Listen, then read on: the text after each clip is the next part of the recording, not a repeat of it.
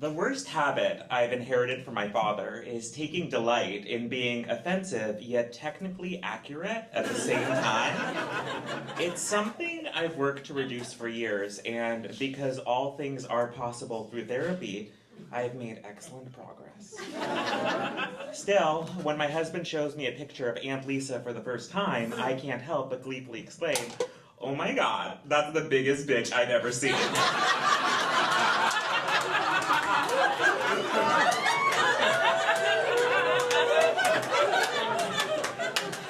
Aunt Lisa was 8 years old and weighed more than Aunt Lisa was 8 years old and weighed more than 2 times that when I first clapped eyes on her. For humans, 20 pounds is nothing. The amount of weight I put on after a trip to the Olive Garden.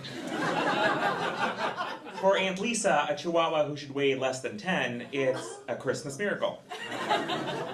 In her photos, Aunt Lisa, then named Hula Hoop, a name I instinctively knew was below her, appeared artificial, as if she were crafted by AI for the sole purpose of hitting every quadrant of a viral social media post about an obese dog with a tragic backstory.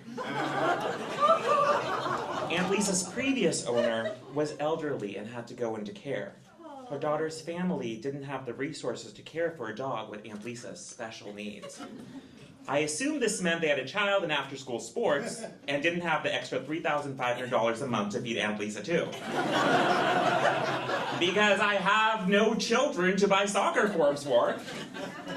I'm exactly the type of person these posts are made for.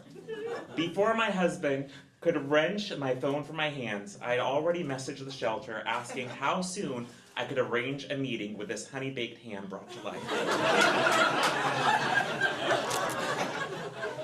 I would get over there right now if they told me to, I told Alan. He giggled nervously, sensing my seriousness. It was 10 p.m. on a Thursday, and the only thing I loathe more than having to leave the house on a weeknight is wearing pants. Another trait I've unfortunately picked up from my father. That day, I had taken off my jeans immediately at 5 p.m. when I exited the Zoom class I was teaching. "Come on," Alan said. "We wouldn't even know what to do with a girl."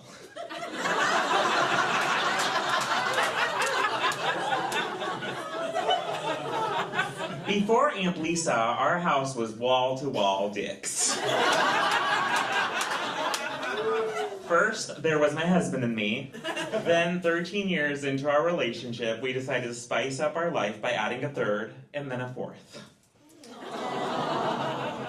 We met Kids Bop, an adoption event happening inadvertently at the same time and place as a wake for my friend Nicole Jones. That's right. It's true. I keep it honest.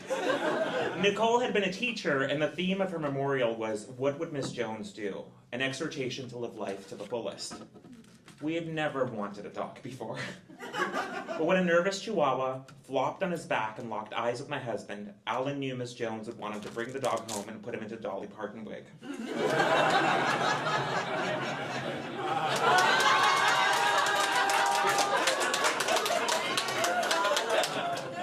Kids Bob's given name had been Odie, but Alan insisted that we change it to something less silly. "You know what name I've always liked?" Alan asked. "Ricard." "Excuse me?" I asked. "Ricard. It's like Richard, but Latin. I invented it." I called my brother to tell him we'd adopted a dog, and he said, "You know what? It would be really stupid to name him Kids Bop, like truly so dumb." And yet, it was so much better than Ricard. Our second dog, Buddy, was a harder sell. Allegedly, he'd been adopted by someone as a puppy, kept on a spike outside, and only allowed inside on special occasions. His owner had given him up because he was too needy. We learned much too late that this meant that Buddy was like the new stepmom in a 90s film. So intent on being someone's special little demon that there was nothing he wouldn't do to get a perceived threat out of the way. Murder, unfortunately, was not out of the question. Even twin Lindsay Lohans would have to agree that boarding school would be a much safer option. If Buddy were cast on The Real Housewives, his tagline would be, My name may be Buddy, but I'm not your friend.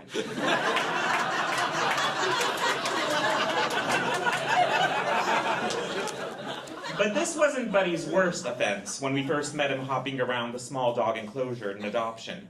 Because he was so thin, his little butt was sunken in, giving his anus billboard-like prominence. If Buddy was turned towards you, he was staring into your soul with the two huge brown eyes on the side of his head. If he was turned away, you were put in an uncomfortable position of staring into the big brown eye right under his tail, which is permanently lifted in vigilance. There's absolutely no way that dog is coming into my home, my husband said. His butt is so disrespectful. Okay, I said. But owing to a difficult childhood, I have a soft spot for underdogs, especially when they are literal dogs who have been returned for demanding too much love. So we took Buddy home and put him in a Dolly Parton wig too. According to the fervent correspondence I kept up with the Mudville, the shelter she was at, Aunt Lisa had high liver enzymes and a heart murmur. But everyone was sure that this could be reversed if someone could figure out a way to get her to eat something, anything, other than Costco rotisserie chicken. This would be a feat, because when Aunt Lisa had been surrendered on the second visit of her vet of her entire life,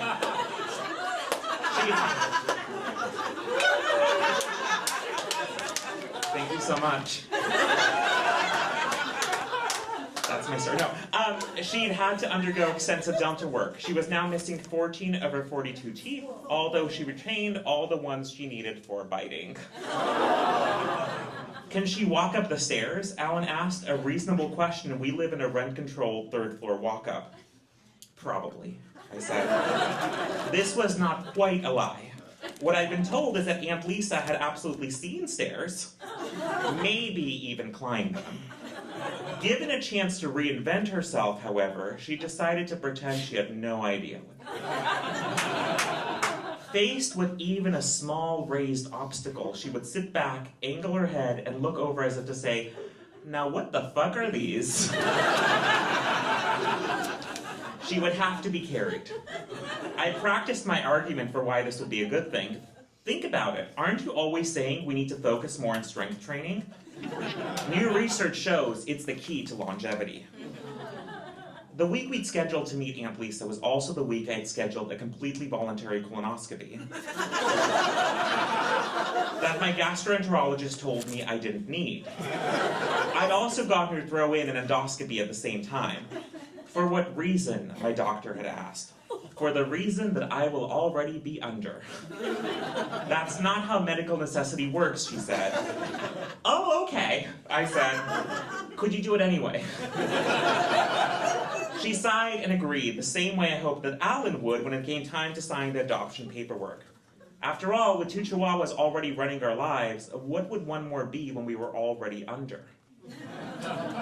When we brought her home, Aunt Lisa muscled past Buddy and Kids Bop and drank directly from their water to show them who wore the biggest pad in the household.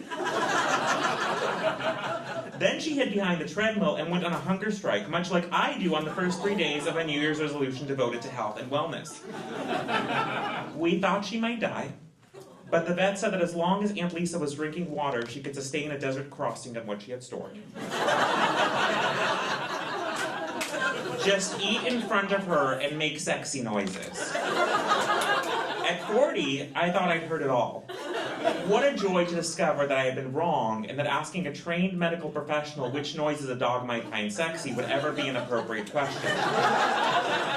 Here is a sound that does not work. It is and I took it from an Herbal Essences commercial. And while playfully undulating out, "C'est bon," may have convinced millions of humans that yogurt was a treat, Aunt Lisa wasn't interested in anything contained even a whisper of probiotics or might be good for her gut health. As she got more comfortable, Aunt Lisa filled her life with many sexy surprises. 3 months after I'd moaned at her in ecstasy to convince her to eat a vegetable, she said, "I have epilepsy." She regularly suffered from seizures. "Let's put our heads together," the animal neurologist had said. Is there anything you can think of that might be causing these? Her adoption paperwork says she has a hooded vulva, I said. Could it be that? I was praised for my quick thinking with an anatomy lesson. Because seizures originate as abnormal electrical activity in the brain, the neurologist said, we're probably going to check there first. But come on, she said, how are you supposed to know that? Then, with the kindness employed when speaking to an idiot without making them feel self-conscious, she asked if I knew how to prevent UTIs in dogs because it was really easy. If it's too much, though, I could recommend a specialist. It's just that canine labiaplasty is so expensive. Canine labiaplasty, I learned on the drive home, only costs about $3,000, which sounds like a lot of money if you've never taken a dog to the vet. But because we are what some ER techs refer to as frequent flyers, I was offended to learn that the neurologist thought we might not be able to afford it.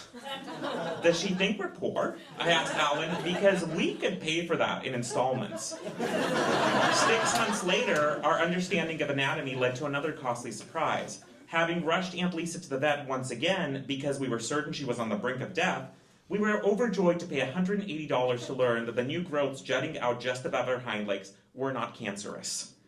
Instead, the vet told us, Aunt Lisa had lost enough weight to develop a set of hips at the tail end of her midsection.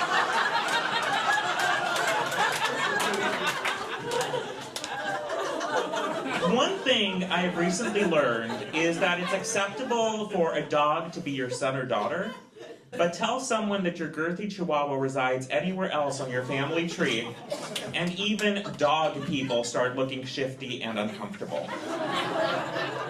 She's so lucky to have a dad like you, said the woman sitting next to me at the vet's office a few months ago. I'm actually her nephew, I corrected.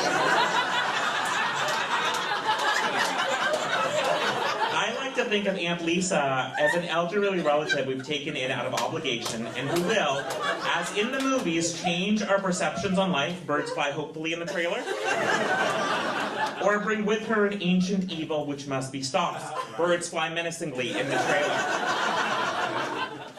The woman shook her head at me. Aren't you lucky to have a silly daddy like him? Then, we wouldn't want her to get confused about your family, now would we? But is it so confusing to imagine that the woman who runs your household is a quadruped whose paws smell like Fritos and who refuses to navigate inclines? Can't a family be made up of 4 mixed species boys and 1 thick bitch? Teaching her nephews how to stand up and be men. One morning last January, Aunt Lisa surprised us one more time. It was raining and her breakfast had been delivered 3 minutes later than she expected. She was breathing in surround sound to let us know she wasn't pleased. When she's in a good mood, Aunt Lisa sounds like an anti-smoking PSA from the 90s. When she's perceived that she's been disrespected in some small way, her breathing becomes like that of the alien encounter at Disney World. A ride so terrifying to children it had to be removed from the park. I carried Aunt Lisa, fuming and wriggling down the stairs and through the garage as usual. I put her on the grass in the backyard and begged her to pee. Just a teeny one. I pleaded, just a little bit. But Aunt Lisa wasn't having it. The dog, who had just months ago been so large she could barely fit into one Instagram slide, lunged through my legs and back into the house, where she rounded a corner and came face to face with her mortal enemy, the stairs.